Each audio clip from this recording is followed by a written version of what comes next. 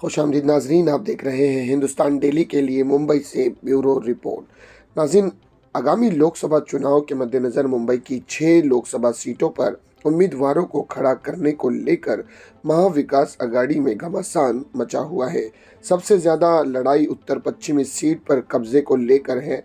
इस सीट पर उम्मीदवारों को हासिल करने के लिए पूर्व कांग्रेस सांसद संजय निरुपम एड़ी चोटी का जोर लगा रहे हैं, लेकिन सूत्रों के मुताबिक निरुपम के नाम पर पूर्व सीएम उद्धव ठाकरे की सेना राजी नहीं है। ऐसे में कांग्रेस की तरफ से बॉलीवुड एक्टर और पूर्व सांसद राज बब्बर को उत्तर पश्चिम सीट से उम्मीदवार बनाए जाने पर विचार किया जा रहा है। बब्बर एक लोकप्रिय अभिनेता हैं, वह यूपी कांग्रेस के प्रदेश अध्यक्ष भी रह चुके हैं।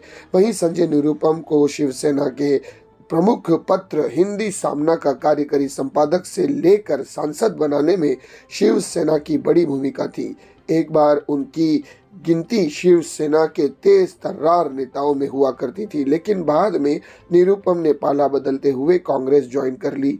इसके बाद उन्होंने पूर्व सीएम उद्धव ठाकरे के विरोध में कई बयान दिए।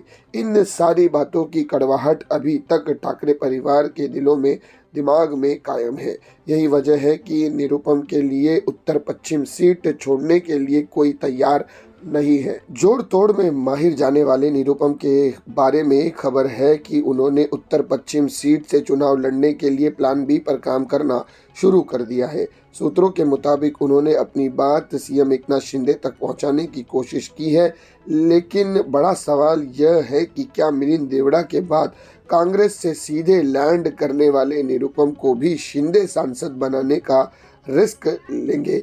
जानकारों का कहना है कि इस तरह के फैसले के लिए उन्हें पार्टी के अंदर विरोध का सामना भी करना पड़ सकता है। तो ये थी नाजरीन सियासत से जुड़ी बड़ी खबर जो कि हमने आपके सामने पेश की। इसी तरह की खबरों के लिए हमारे चैनल को सब्सक्राइब कीजिएगा। मैं सिराज शेख, हिंदुस्तान डेली से फिर मिलूंगा किसी अगली खबर के साथ। तब तक के लिए जय हिंद।